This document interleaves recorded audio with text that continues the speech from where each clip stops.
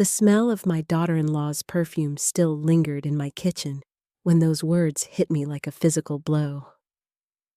Mom, you're no longer welcome in our house. Maybe you should find somewhere else to eat, like the dogs do. My 28-year-old son, Marcus, stood in my doorway, his face twisted with a coldness I'd never seen before, while his wife, Jessica, smirked behind him. My name is Patricia Woods. I'm 51 years old, and in that moment, I felt like my entire world had just cracked open. For 3 years, ever since Marcus married Jessica, I'd been walking on eggshells, trying to maintain peace in our family. But this was beyond anything I could have imagined. If you enjoy dramatic life stories like this one, smash that like button and subscribe. Tell us where you're watching from, because what happened next in my family will shock you as much as it did me. Marcus, what are you talking about? I managed to whisper, my hands still covered in flour from the apple pie I'd been making for Sunday dinner. The same Sunday dinners we'd shared every week since he was born. The tradition I thought would continue with his own children someday. What did I do wrong? Jessica stepped forward then, her perfectly manicured hand resting on my son's arm like she owned him. Patricia, you've been interfering in our marriage from day one. The constant advice, the comments about how I cook, how I clean, how I'm not good enough for your precious boy. Her voice dripped with fake sweetness, but her eyes were ice cold. We've had enough. That's not true, I protested, looking desperately at Marcus. Son, you know I've only ever wanted what's best for you both. When have I ever interfered? But Marcus wouldn't even meet my eyes. You criticized the way Jessica organized our kitchen last week. You told her the chicken was overcooked at dinner. You're always making little comments, Mom. We can't take it anymore. My heart was pounding so hard I thought it might burst. Yes, I'd mentioned that the chicken seemed a bit dry, but only because Jessica had asked what I thought of the meal. And the kitchen comment? I'd simply suggested that keeping the spices alphabetized might make cooking easier. These seemed like such small things, normal mother-in-law observations that any family works through together. I was just trying to help, I said, my voice breaking. Jessica, you asked me what I thought about dinner. I was being honest because I thought we were family. Honest? Jessica laughed, but there was no humor in it. You've been passive-aggressive since the day Marcus brought me home, always comparing me to how you did things, always making me feel like I'm not measuring up to the precious Woods family standards. The words stung because there was a tiny grain of truth buried in her accusations. I had wondered sometimes if Jessica truly understood what it meant to be part of our close-knit family.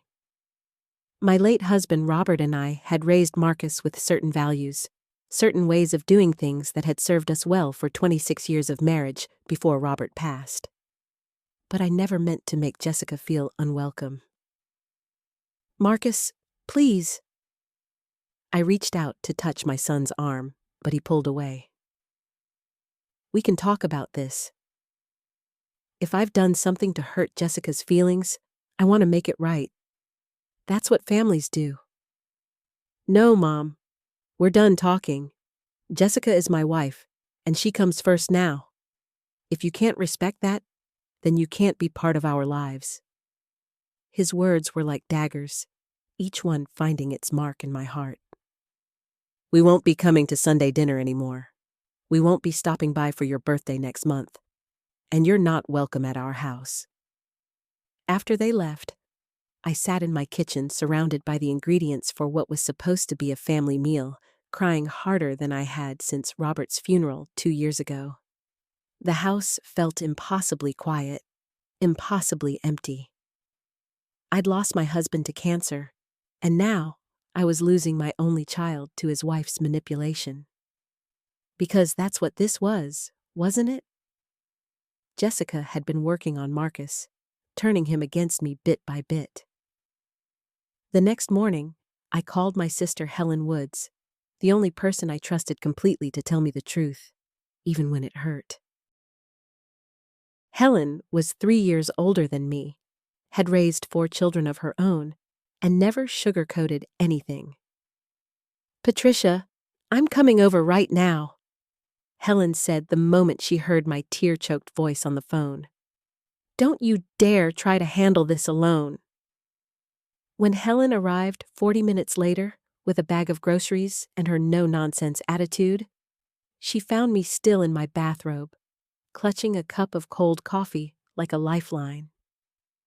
Helen had always been my rock, especially after Robert died.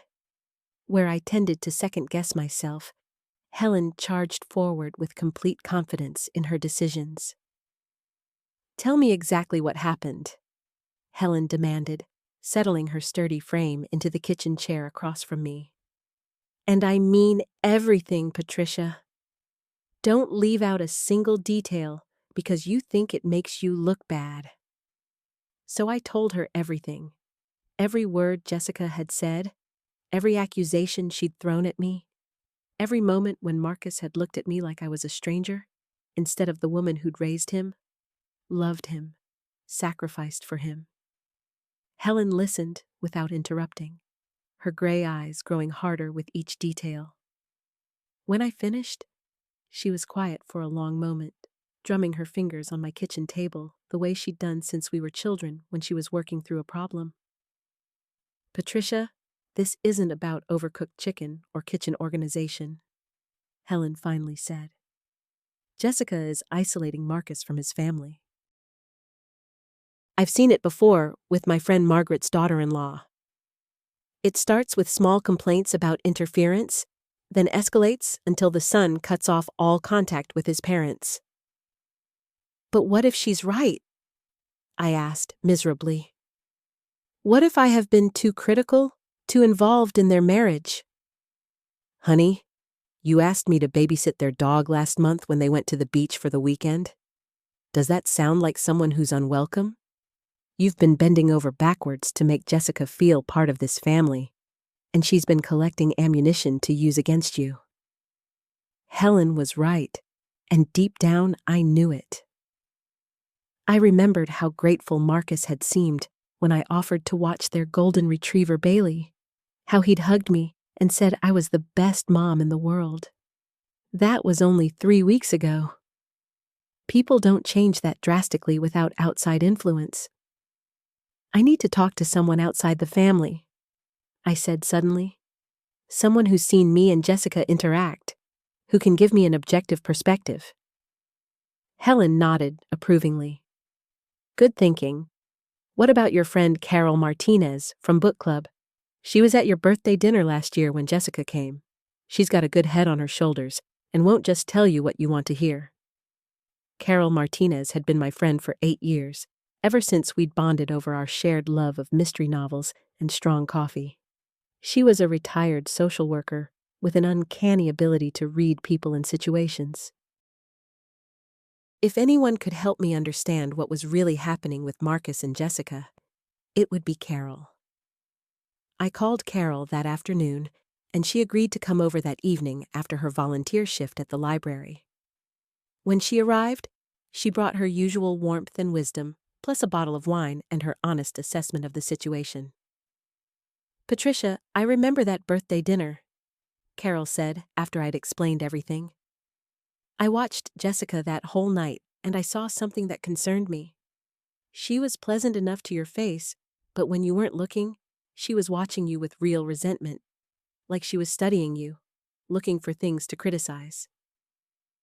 My stomach dropped. "What do you mean?" "I mean, she was taking mental notes. When you complimented Marcus on his new haircut, she rolled her eyes. When you mentioned the photo album you were making of his childhood for their anniversary, she looked annoyed.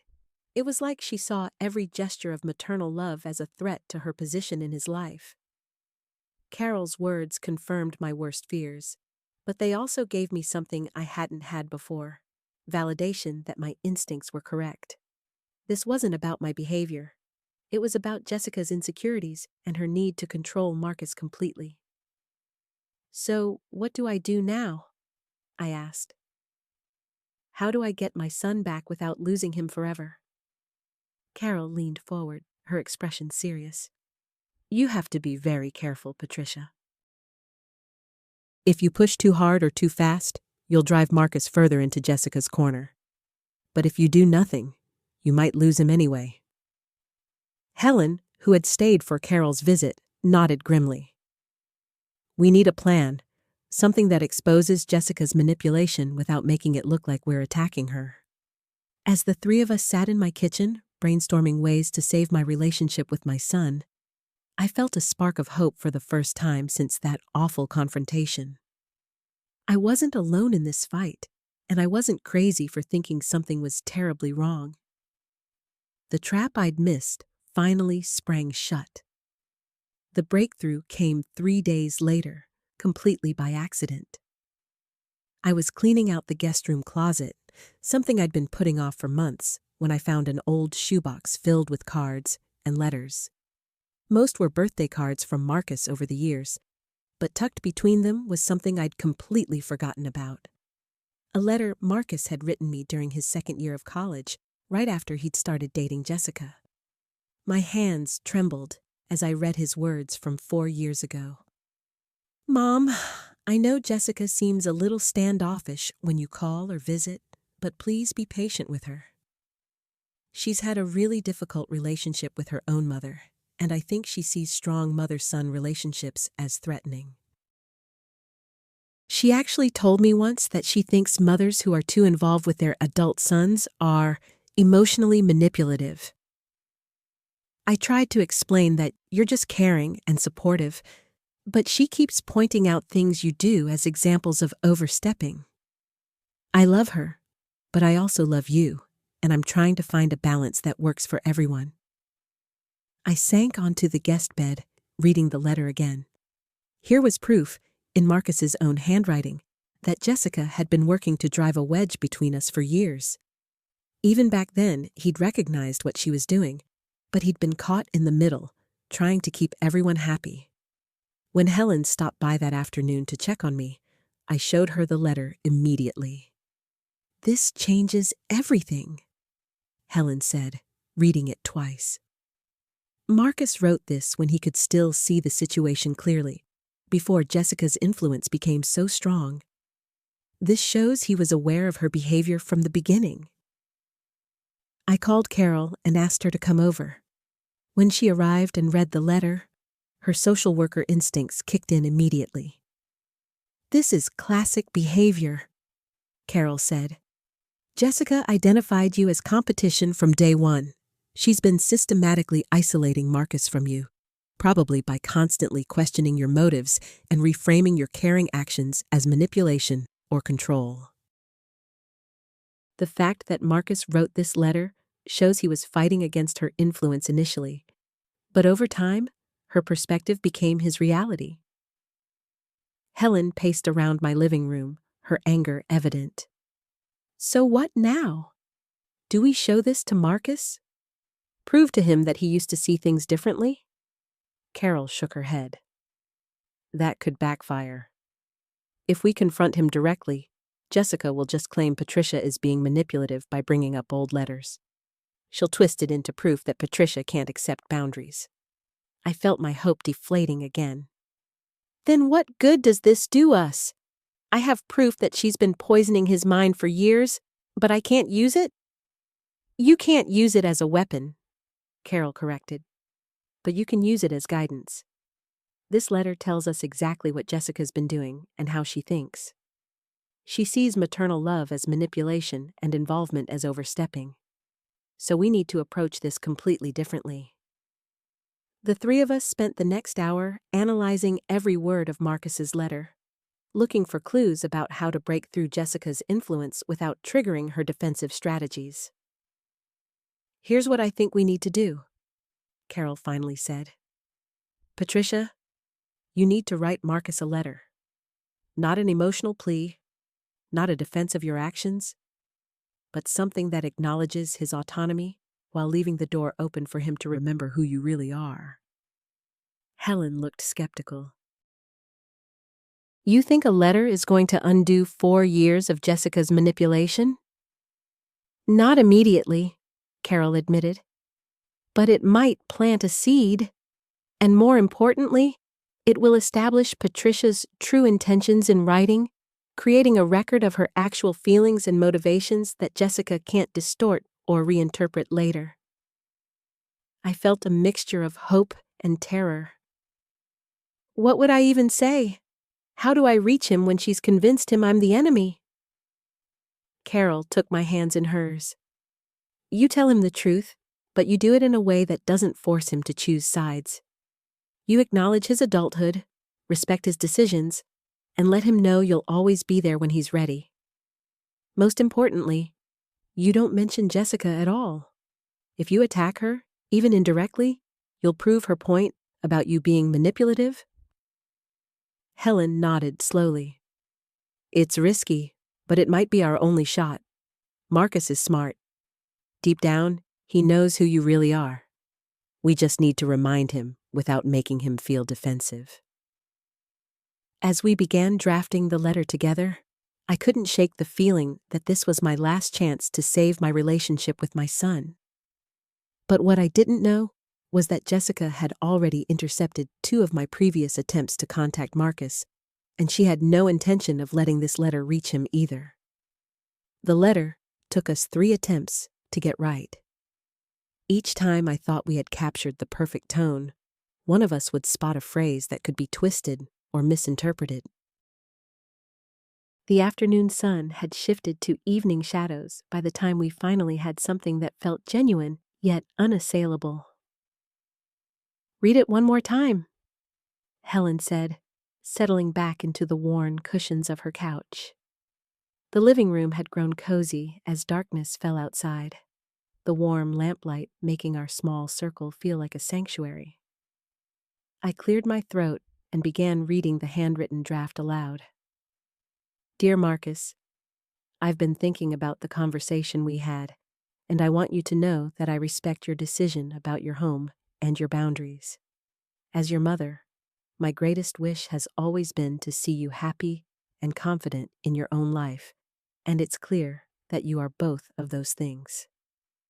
Carol nodded approvingly from her spot on the floor, where she sat cross-legged, surrounded by crumpled earlier versions. Good. That establishes respect for his autonomy right from the start. I continued. I realize that in my eagerness to stay close to you, I may have overstepped in ways that made you uncomfortable. That was never my intention, but I understand that intentions don't always match impact. I want to apologize for any times I made you feel pressured or judged. Helen winced slightly. That part still makes me nervous. You're apologizing for things you didn't actually do wrong. But that's exactly why it might work, Carol interjected. She's not admitting to being manipulative or controlling. She's acknowledging that her actions had an unintended effect. There's a difference, and Marcus will sense that difference even if Jessica tries to twist it. I felt my throat tighten as I read the closing paragraph. I love you unconditionally, and that love doesn't come with demands or expectations. You don't owe me visits, calls, or explanations. But please know that if you ever want to talk, share a meal, or just sit quietly together like we used to, I will always be here. You are my son, and nothing will ever change that. Love, Mom. The room fell silent, except for the gentle hum of Helen's old refrigerator in the kitchen. I folded the letter carefully, my hands trembling slightly. It's perfect, Helen said softly. It sounds exactly like you, Patricia. Loving, but not desperate. Accountable, but not self-flagellating. Carol stretched her legs out in front of her, looking thoughtful. The question now is delivery. We can't just mail it to the house. If Jessica has been intercepting your communications, she'll just throw this away too. My heart sank. I hadn't fully processed the implications of Carol's earlier comment about Jessica intercepting my previous attempts to reach Marcus. How do we know she's been doing that? Think about it, Carol said gently. You've tried calling, texting, even sending that card for his birthday last month. No responses, not even angry ones. That's not like Marcus. Remember how he used to be? Even when he was upset, he'd eventually respond to you. Complete radio silence suggests he's not getting your messages at all. Helen leaned forward, her expression troubled. That's actually terrifying. If she's controlling his access to communication from his own mother, what else is she controlling? I felt a chill run down my spine as the full scope of Jessica's manipulation became clearer. So even if we write the perfect letter, it won't matter if she intercepts it. That's why we need to be strategic, Carol said. We need to find a way to get this letter directly to Marcus, in a context where Jessica can't interfere.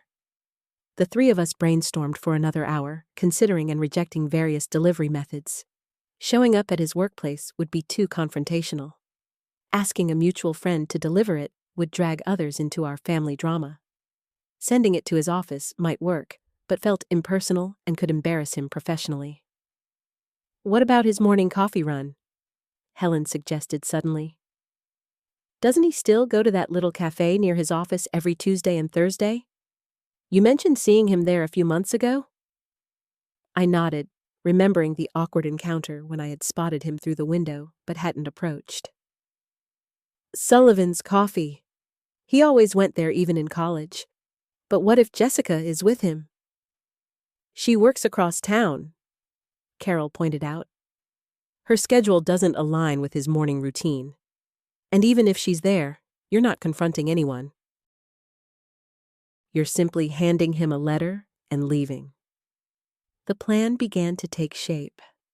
I would go to Sullivan's Coffee next Tuesday morning, wait for Marcus to arrive, and simply hand him the letter with minimal conversation. No dramatic scenes, no attempts to force a discussion. Just a mother giving her son a letter. What if he refuses to take it? I asked, voicing my deepest fear. Helen reached over and squeezed my hand. Then at least you'll know you tried. But Patricia, this is Marcus we're talking about. The boy who used to bring you flowers he picked from the neighbor's garden. The teenager who called you from college just to tell you about a book he thought you'd like. That person is still in there somewhere. As I drove home that night, the letter carefully tucked in my purse, I felt a mixture of hope and dread that made my chest tight. Tuesday was 5 days away. 5 days to rehearse what I would say, to prepare myself for any reaction from Marcus, and to strengthen my resolve. But what I couldn't prepare for was the fact that Jessica had already noticed my car outside Helen's house that evening, and she was already planning her next move to ensure that Marcus and I would never have the chance to reconnect. The next few days crawled by with agonizing slowness. Every morning, I woke with Tuesday's plan weighing on my mind like a stone in my chest. I rehearsed what I would say to Marcus 100 different ways, but none of them felt right. How do you condense months of hurt and love into a few sentences at a coffee shop? By Sunday evening, my nerves were so frayed that I called Carol.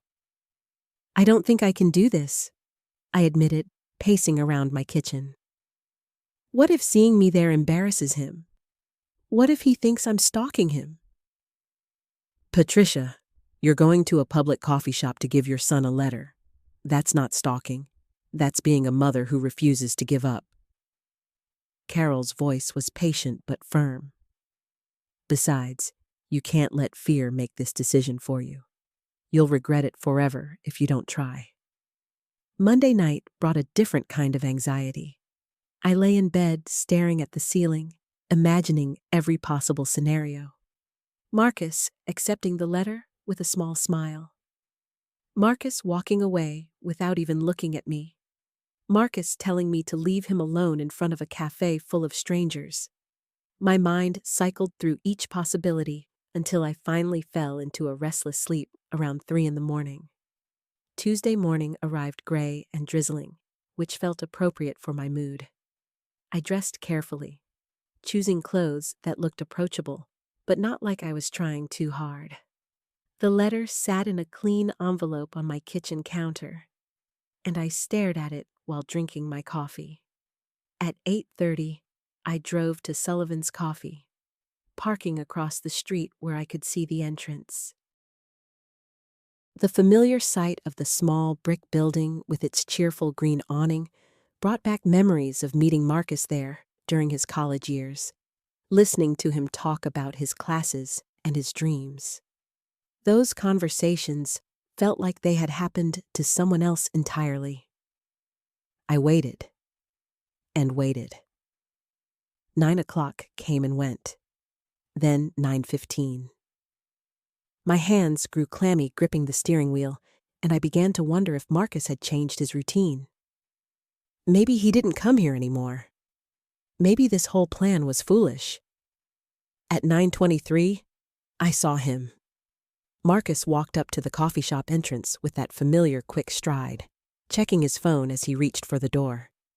He looked thinner than when I'd last seen him, and there were new lines around his eyes that made my heart ache.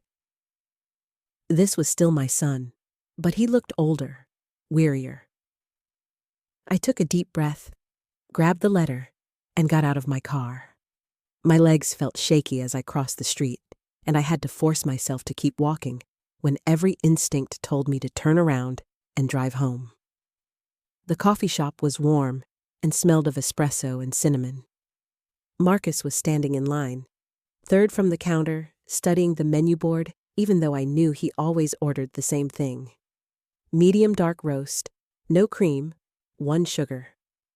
I approached him slowly, my heart hammering so hard I was sure everyone in the cafe could hear it. When I was close enough to touch his shoulder, I cleared my throat softly. Marcus? He turned around, and for just a moment, his face showed pure, unguarded surprise. Not anger, not irritation, just shock. In that instant, he looked exactly like the little boy who used to run to me when he scraped his knee. Mom? His voice was barely above a whisper. What are you doing here? I wrote you something, I said, holding out the envelope with hands that trembled slightly. I'm not here to argue or make a scene. I just want you to have this. Please. Marcus stared at the letter like it might bite him. The people in line behind us were starting to notice our interaction, and I could see the tension creeping back into his shoulders. I don't think Jessica would want me to. This isn't about Jessica, I interrupted gently. This is between you and me, mother and son. Just read it, Marcus. That's all I'm asking.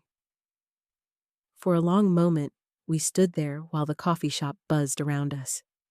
Marcus's internal struggle played across his face, and I held my breath, afraid that any movement might tip him toward walking away. Finally, slowly, he reached out and took the envelope.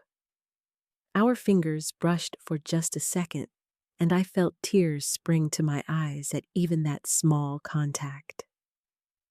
I can't promise anything, he said quietly. I'm not asking for promises, just that you read it with an open heart. Marcus nodded once, tucked the letter into his jacket pocket, and turned back toward the counter as his turn came up. I stood there for another moment, watching him order his usual coffee, and then I walked back to my car on unsteady legs. The drive home passed in a blur. I felt simultaneously drained and energized, terrified and hopeful. I had done it. Whatever happened next, I had tried. I was pulling into my driveway when my phone rang. For a wild moment, I thought it might be Marcus, but Helen's name appeared on the screen. How did it go? She asked immediately. He took the letter. He actually took it. I felt fresh tears starting. Helen, for just a second there, He looked at me like I was still his mother.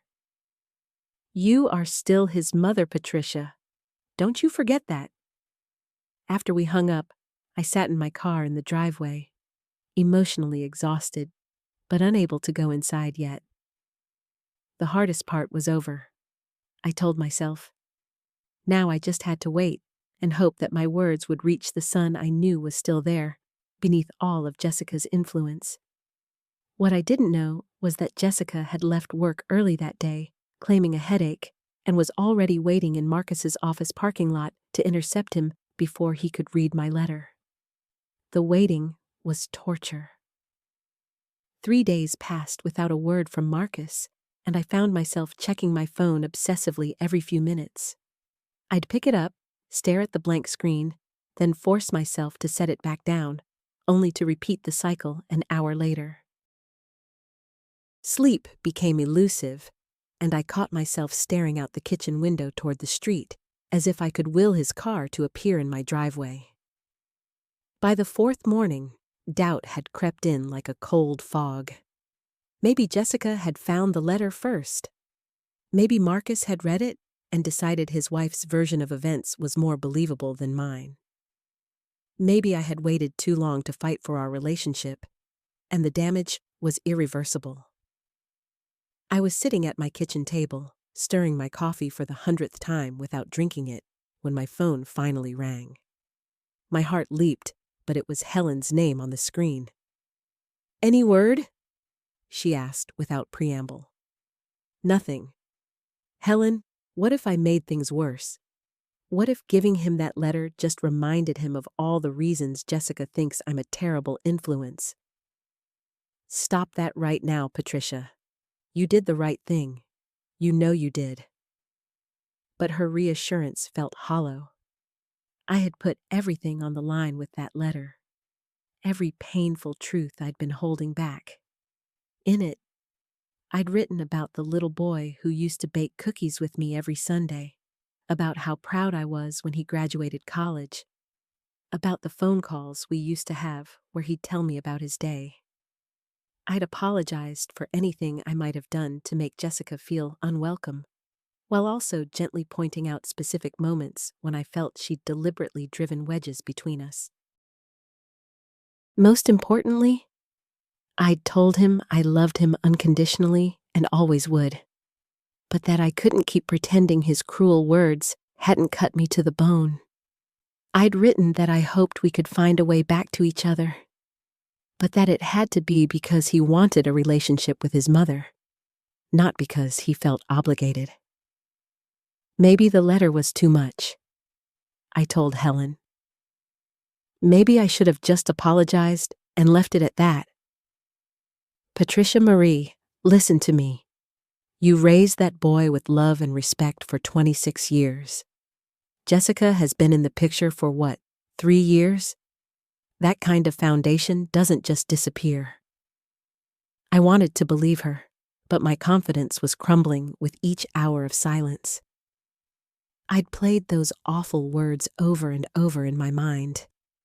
Find somewhere else to eat like the dogs. How do you come back from saying something like that to the woman who taught you to ride a bike and held you when you cried over your first broken heart? The 5th day brought rain, matching my gray mood perfectly.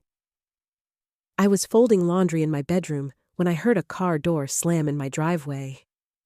My hands froze on the towel I was holding as footsteps approached my front door. Heavy footsteps. Male footsteps. The doorbell rang, and I felt my knees go weak. I made my way to the front door on unsteady legs, my heart hammering against my ribs. Through the peephole, I could see Marcus standing on my porch, his dark hair damp from the rain.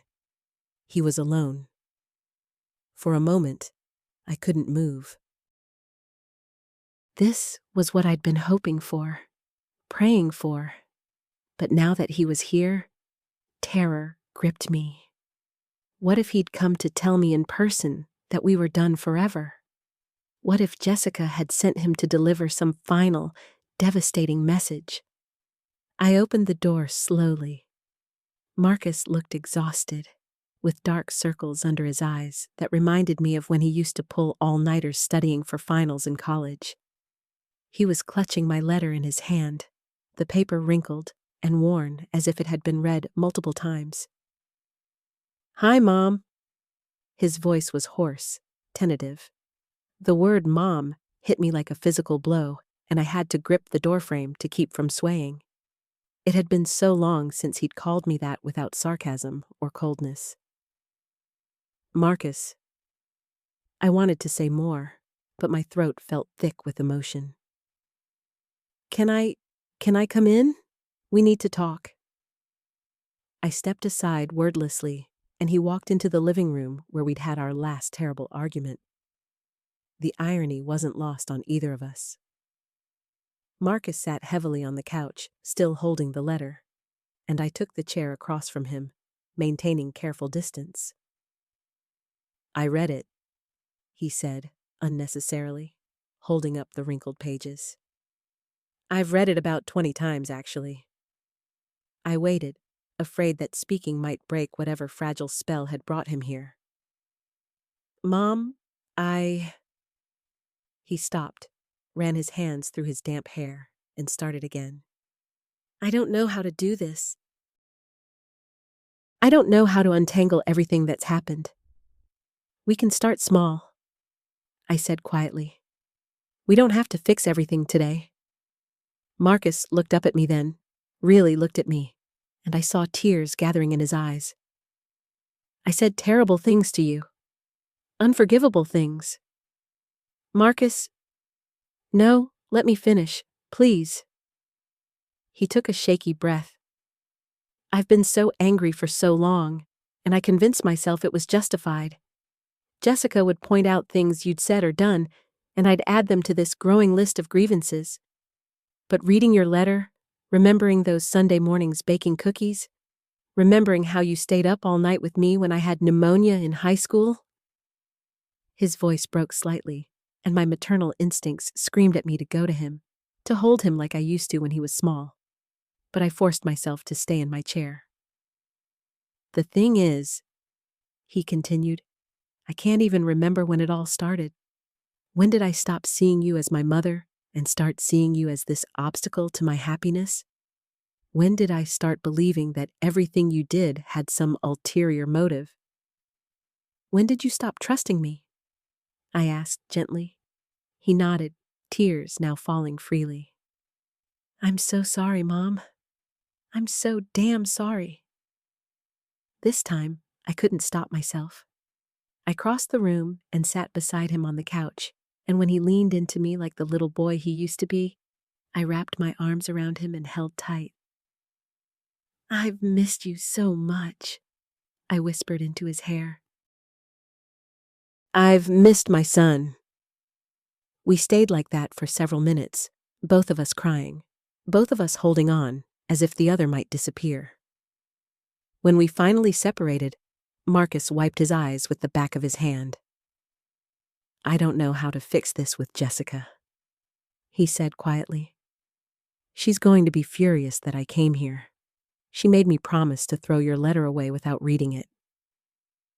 My stomach dropped. "She knew I gave it to you?"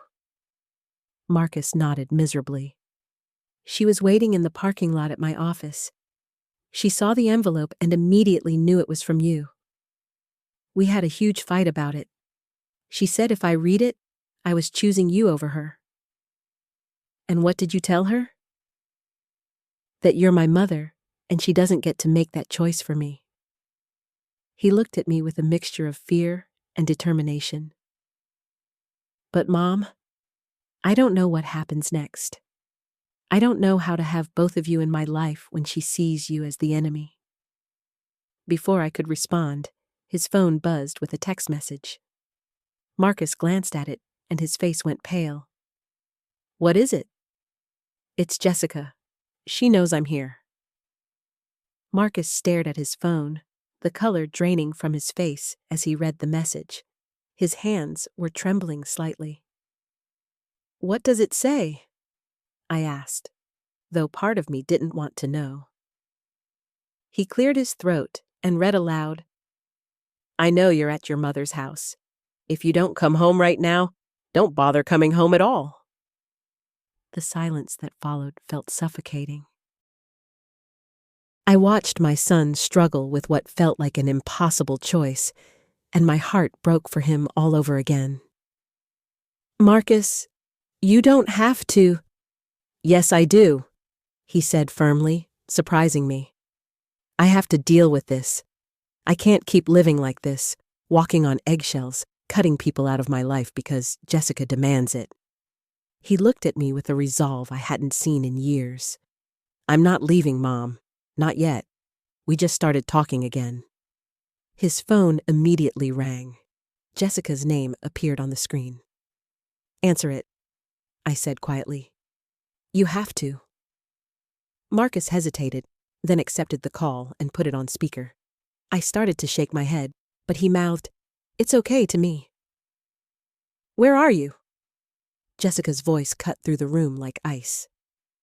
"I'm visiting my mother," Marcus said calmly. "After everything we discussed? After I told you what this would mean for our marriage?" "Jessica, she's my mom. I can't just pretend she doesn't exist because you're uncomfortable." "Uncomfortable?" Her voice rose an octave. "Marcus, she has been trying to break us up since day one. She's manipulative and controlling, and now she's succeeding in turning you against me." I bit my tongue, forcing myself not to respond. This was Marcus's battle to fight. "That's not what's happening here," Marcus said. I read her letter, and I remembered things, good things, things I'd forgotten. She's rewriting history, Marcus. Making herself look like the victim when she's the one who caused all the problems between us. "What problems, exactly?" Marcus asked, and I could hear the edge creeping into his voice. "Be specific, Jessica. What has my mother actually done to you?" There was a long pause. She undermines me. She makes little comments. She acts like I'm not good enough for you." "When? Give me one concrete example." Another pause. "It's not about specific incidents, Marcus. It's about patterns. It's about how she makes me feel." I watched my son's face change as he processed this. "Jessica, I need you to listen to me very carefully. I love you, but I will not choose between you and my mother anymore. She's part of my life, and that's not negotiable. If you don't come home right now, I'm calling my father." Marcus and I exchanged glances. Jessica's father was a lawyer who'd never been shy about involving himself in their relationship disputes. "Call him if you want," Marcus said quietly. "But I'm not coming home to fight about this again. When I do come home, we're going to have a real conversation about boundaries and respect. Both ways." "You're choosing her over me." "No, I'm choosing not to let you make me choose anymore. There's a difference."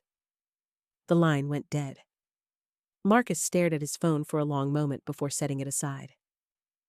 "That was brave," I said softly. "That was terrifying," he corrected, but he managed a small smile. "But you know what?" It felt good to finally say it out loud. We talked for another hour, carefully rebuilding the bridge between us. Marcus shared more about his marriage troubles, things that had nothing to do with me.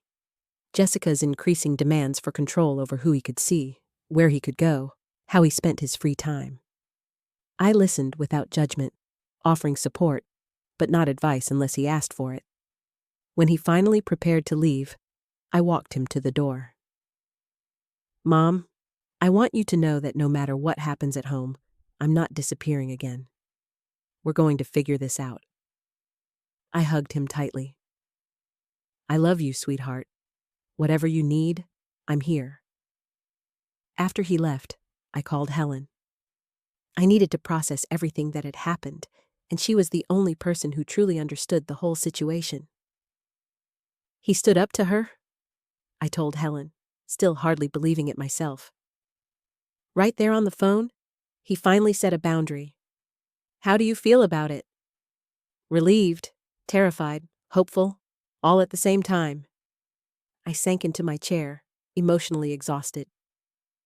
But Helen, Jessica threatened to call her father. Marcus looked genuinely worried when she said that. Why?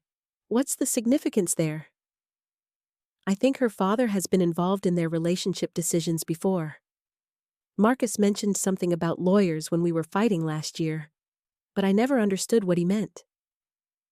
Helen was quiet for a moment. Margaret, I think you need to prepare yourself for the possibility that this is going to get worse before it gets better. If Jessica feels like she's losing control over Marcus, she might escalate. As if summoned by Helen's words, my phone buzzed with a text message. It was from Marcus. Mom, Jessica packed a bag and left. Said she's staying at her father's until I come to my senses. I don't know what to do. I stared at Marcus's text message, my heart pounding. Helen was still on the phone, waiting for me to respond to her warning about escalation. Helen, I said slowly. You were right. Marcus just texted that Jessica packed a bag and left. She's staying at her father's. Oh my, Helen breathed. How are you feeling about that? I wasn't sure how to answer. Part of me felt relief that Marcus wouldn't have to face Jessica's anger tonight. Another part worried that this separation would only make things worse. But underneath it all, I felt something I hadn't expected. Guilt. I feel like I caused this, I admitted. If I hadn't come over tonight, if I hadn't been there when she called. Margaret, stop right there. You didn't cause Jessica to treat you badly for the past year. You didn't cause her to control who your son can see or where he can go. You were simply there when Marcus finally found the courage to speak up for himself. I knew Helen was right, but the guilt lingered. I'd watched my son's marriage crumble tonight, even if the cracks had been there long before I arrived. My phone buzzed again. Another text from Marcus. Can I come back over? I don't want to be alone right now. I immediately replied, Of course. Door's unlocked. Marcus is coming back, I told Helen. He doesn't want to be alone. Good. He shouldn't be alone right now. You two need each other. Helen paused. Margaret, I'm going to say something, and I want you to really hear me. Tonight might feel like everything is falling apart, but sometimes things have to break before they can heal properly. After Helen and I hung up, I made a pot of coffee and waited. When Marcus arrived 20 minutes later, he looked exhausted. His hair was disheveled, and there were dark circles under his eyes that hadn't been there earlier. She took all her jewelry, he said without preamble, slumping onto my couch. Even her engagement ring. Left it on the kitchen counter with a note saying, I obviously don't understand what commitment means. I sat down beside him, careful to give him space, but close enough that he knew I was there. How are you handling all this? Honestly, I keep waiting to feel devastated. I keep thinking I should be calling her, begging her to come home. He rubbed his face with both hands. But mostly I just feel quiet. Like for the first time in months, I can actually hear myself think. That observation struck me as both heartbreaking and hopeful. What are you thinking about? About how long it's been since I felt comfortable in my own house. About how I stopped inviting friends over because Jessica always found something wrong with them. About how I haven't seen you in months because it was easier than fighting about it. He looked at me with eyes that seemed older than they had this morning. Mom, when did I become someone who chooses the easy way over the right way? You're not that person, I said firmly. Tonight proved that. You stood up for what was right, even when it was hard. But it took so long. I let her keep you away from me for months. I let her make you feel unwelcome in my home. I said terrible things to you because it was easier than dealing with her anger. I felt tears prick my eyes, but I kept my voice steady. Marcus, we all make mistakes when we're trying to keep peace. The important thing is recognizing it and choosing differently going forward. He was quiet for a long moment, staring at his hands. I don't think she's coming back, Mom. Not unless I agree to cut you out of my life completely, and I can't do that anymore. I won't do that. The weight of what he was saying settled between us. My son was choosing me, but that choice might cost him his marriage. The mother in me wanted to tell him to go home, to apologize, to whatever it took to save his marriage. But the woman in me, the one who'd been treated like a disease for the past year, couldn't bring herself to say those words. I'm proud of you for knowing your own mind, I said instead. Whatever happens next, we'll face it together. We talked until nearly midnight, sometimes about Jessica and their marriage, sometimes about lighter things.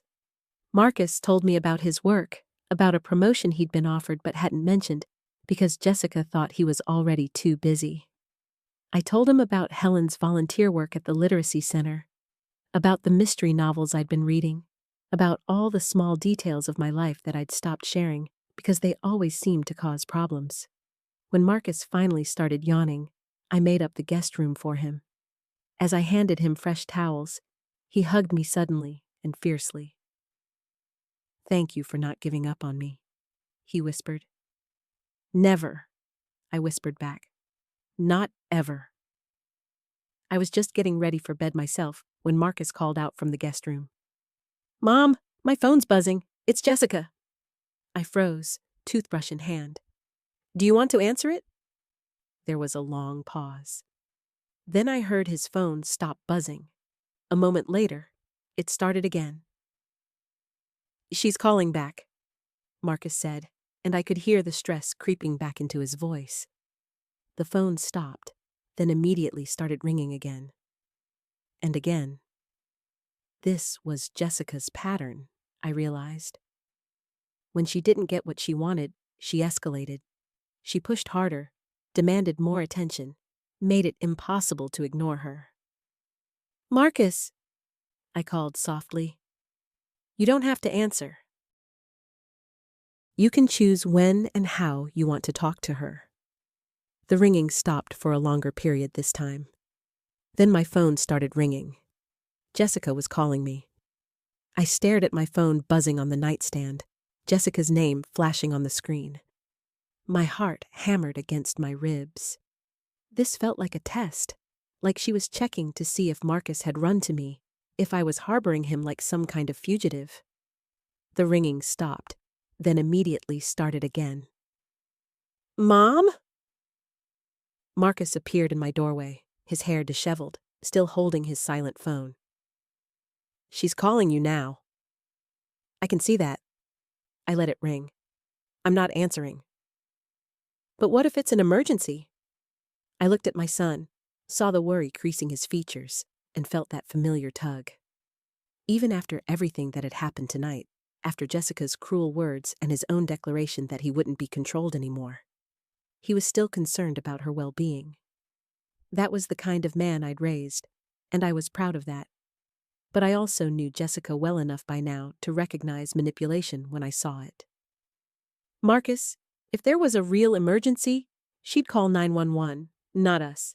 This is about control. My phone finally stopped ringing.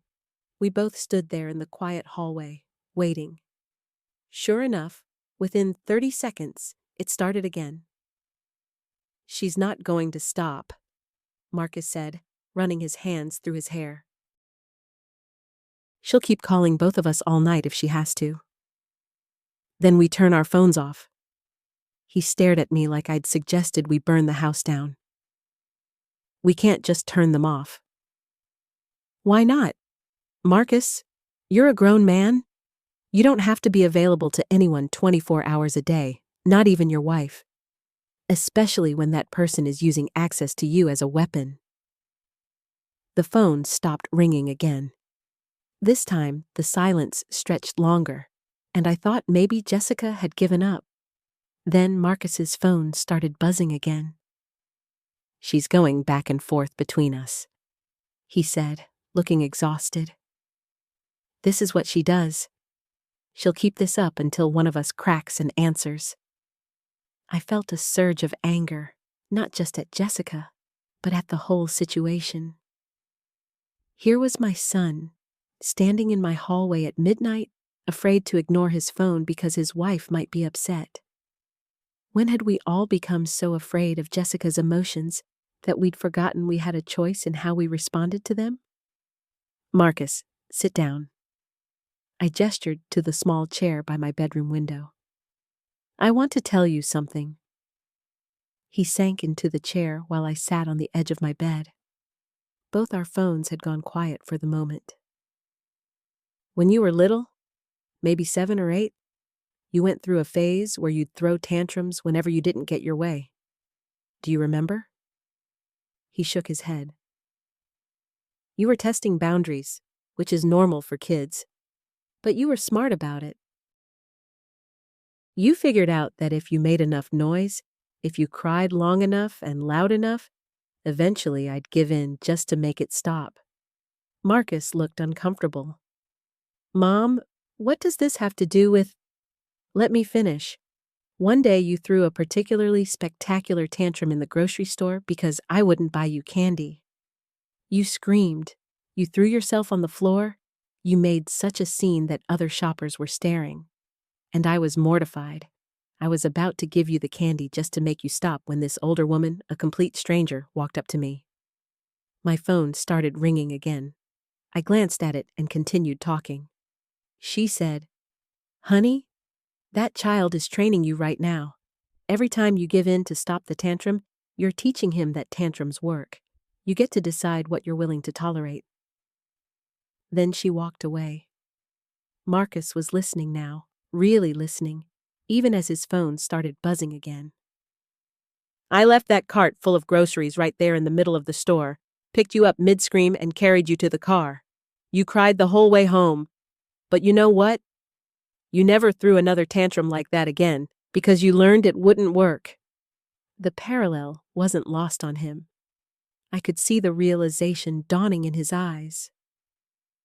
"Jessica isn't throwing a tantrum," he said, but his voice lacked conviction. "Isn't she? Think about it, Marcus. She's not calling because there's an emergency or because she has something important to say. She's calling because she's not getting the response she wants, and she's escalating until one of us gives in. She's training us to be afraid of her anger." Both phones had gone quiet again. In the silence, I could see Marcus processing what I'd said. "But she's my wife, not a child throwing a tantrum." "You're right, she's not a child. She's an adult who should be able to manage her emotions without terrorizing other people. The fact that she can't, or won't, doesn't make it your responsibility to manage them for her." Marcus leaned forward, elbows on his knees, head in his hands. "I just don't know how we got here. When we first got married, she wasn't like this. She was jealous sometimes, but it seemed normal. It seemed like it came from loving me. Maybe it did, at first, but somewhere along the way, it stopped being about love and started being about control. So what am I supposed to do? Just ignore her forever? No, but you can choose when and how you engage with her. You can set boundaries about what behavior you're willing to accept. You can decide that midnight phone harassment isn't something you're going to participate in." As if summoned by my words, my phone started ringing again. This time, instead of just letting it ring, I picked it up and turned it off completely. Marcus stared at me. "You just turned it off." "I did. And now I'm going to sleep peacefully because I've decided that Jessica doesn't get to control my bedtime." He looked at his own phone, still buzzing in his hand, then at me. What if she really needs something? Then she can wait until morning to discuss it like a rational adult. Marcus stared at his phone for another long moment, then slowly powered it down. The sudden silence felt almost shocking. There, I said. Now we can both get some sleep. But even as I said it, I heard a car door slam in my driveway. Marcus and I both froze, listening to the sound of footsteps crunching across my gravel driveway. The deliberate, angry rhythm told us everything we needed to know before we even saw her. "She drove over here," Marcus whispered, as if speaking too loudly might somehow make the situation worse. I moved to the living room window and peered through the curtain. Jessica's sedan sat in my driveway, driver's door still open, interior light casting a pale glow into the darkness. She was marching toward my front door with the determined stride of someone who'd worked herself into a righteous fury during the drive over. "What do I do?" Marcus asked, appearing beside me at the window. Before I could answer, 3 sharp knocks echoed through the house. Not the polite knock of someone making a social call, but the demanding rap of someone who expected immediate compliance. "Mom, I know you're in there." "I saw the lights on." Jessica's voice carried clearly through the door, tight with barely controlled anger. I looked at Marcus, whose face had gone pale. "You don't have to answer," I said quietly. "This is my house, and it's past midnight. She has no right to be here." But even as I said it, the knocking came again, louder this time, more insistent. "Marcus is in there too, isn't he? Both of you, ignoring me like I don't matter. Like my feelings don't count for anything." Marcus started toward the door, but I caught his arm. "Wait, think about what you're doing. If you open that door right now, you're teaching her that all she has to do is show up uninvited and make enough noise to get what she wants." "But she's standing out there in the cold," he said, though I could see the conflict in his eyes. "She chose to drive over here in the middle of the night instead of having a rational conversation tomorrow morning. That was her choice." The knocking turned to pounding now, the sound reverberating through my small house. "I know you can hear me. This is ridiculous. We're family. We should be able to talk to each other without all this drama." The irony of Jessica complaining about drama while literally pounding on my door at midnight wasn't lost on me, and I could see from Marcus's expression that he recognized it too. "She's going to wake up the whole neighborhood," he said. "That's another choice she's making. She's the one creating a scene, not us." Through the thin walls of my house, we could hear Jessica muttering to herself as she paced back and forth on my small front porch. The floorboards creaked under her restless movement. "Fine," she called out, her voice taking on a different tone now, one that made my stomach clench with recognition. "If this is how you want to play it, then we'll play it that way. But don't think this is over." I heard her footsteps retreat, then the car door slam again. But instead of the sound of an engine starting, I heard her car door open and close again. "What is she doing?" Marcus asked, pressing his face closer to the window. I peered through the curtain again and felt my heart sink. Jessica was pulling a small overnight bag from her back seat. "She's not leaving," I said. "She's planning to stay." Marcus and I watched in disbelief as Jessica dragged her overnight bag up to my front door and sat down heavily on the small wooden bench I kept there for packages. She pulled out her phone, the blue glow illuminating her face in the darkness. "She can't seriously think she's going to camp out on your porch all night," Marcus said, but his voice carried uncertainty. "I knew my daughter better than that." Jessica had always been stubborn, but this level of determination was something else entirely. When she set her mind to something, she could outlast anyone. She's not just going to sit there, I said. She's planning something. As if summoned by my words, Jessica's voice rang out again, but this time she wasn't addressing us directly. She was talking into her phone, and her voice was deliberately loud enough for us to hear every word. Hi, this is Jessica Chen calling about a wellness check. I'm very concerned about my elderly mother. She's been acting strangely lately, and now she won't come to the door even though I can see lights on inside. My blood ran cold. Marcus grabbed my arm. Mom, she wouldn't actually... But Jessica continued her performance for whatever dispatcher she'd reached. I'm really worried something might have happened to her. She's been having some confusion lately, and I just want to make sure she's okay.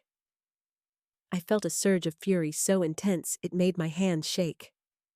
Jessica was lying to emergency services, manipulating them into forcing me to open my door. It was a violation so profound I could barely process it. She's crossed a line, I said, moving toward the door. This stops now. Marcus stepped in front of me. Wait, don't give her what she wants. If she's really called for a wellness check, they'll come whether you open the door or not. But if you go out there now, you're rewarding her for this manipulative behavior. Through the door, we could hear Jessica wrapping up her call. Yes, I'll wait right here. Thank you so much. I'm just so worried about her. The silence that followed felt heavy with anticipation. I found myself pacing the small living room, my mind racing through possibilities. Had she really called for emergency services, or was it all an elaborate bluff? Maybe she's hoping we'll panic and come outside, Marcus said. She knows you wouldn't want to deal with police showing up unnecessarily. Or maybe she's actually done it, I replied. Either way, she's gambling with public resources and my reputation in this neighborhood just to force a conversation that could have waited until morning. 20 minutes passed with no sign of any emergency vehicles. Jessica remained on my porch, occasionally shifting on the bench, but she'd gone quiet. The lack of flashing lights or official knocks suggested her call had been a bluff. Finally, Marcus couldn't take it anymore. This is insane. She can't just hold us hostage in your own house. He moved toward the window and opened it just a crack. Jessica, whatever you called about, it's not coming. So you can either go home and we'll talk tomorrow like adults, or you can sit out there all night. But we're not opening this door. I didn't call anyone. Jessica's voice came back, smaller now, less theatrical. I needed you to listen to me. By lying and threatening to involve emergency services? I called out, surprised by how calm my own voice sounded. By showing up at midnight and pounding on my door? I was upset. You both just left, and Tom was being impossible, and I felt like everyone was ganging up on me. There it was. The real issue wasn't the dinner or the seating arrangements, or any of the surface conflicts we'd been arguing about. Jessica felt outnumbered and defensive, and instead of addressing those feelings directly, she'd lashed out in increasingly dramatic ways. Being upset doesn't justify terrorizing your family, I said through the window. And it doesn't mean everyone else has to drop everything to manage your emotions. I wasn't terrorizing anyone. I just wanted to talk. Marcus let out a harsh laugh. At midnight, after following us here uninvited, while threatening to call police for a fake emergency. I said I didn't actually call them, but you wanted us to think you had, I pointed out. You were trying to scare us into compliance. For a long moment, Jessica didn't respond. When she finally spoke, her voice was quieter, more uncertain. I don't know how to fix this. I feel like everything I do just makes you all more angry at me. It was the first genuine thing she'd said all evening, and I felt my anger soften slightly. Not disappear, but shift into something more manageable. Jessica, You can't manipulate your way back into people's good graces, I said. Every time you escalate instead of having an honest conversation, you make the real problems harder to solve. But you wouldn't listen when I tried to talk normally. When did you try to talk normally? Marcus asked. Because what I remember is you demanding Mom leave her own house and comparing her to a dog. The silence stretched on. I could picture Jessica on the other side of the door, possibly beginning to recognize how far she'd pushed things. I want to go home, she said finally, and for the first time all night, she sounded like the daughter I remembered rather than the angry stranger who'd been terrorizing us. That sounds like a good idea, I said gently. We can talk tomorrow when everyone's calmer. Will you actually talk to me, though? Or are you just going to keep avoiding me? I considered the question carefully. I'll talk to you when you're ready to have a real conversation. Not one where you make demands or threats, but one where we can actually listen to each other. And Tom? Tom is your husband. You'll have to work that out with him directly. We heard the sound of Jessica standing up, the bench creaking as her weight left it. Her footsteps moved across the porch, then down the steps toward her car. This time, the engine actually started,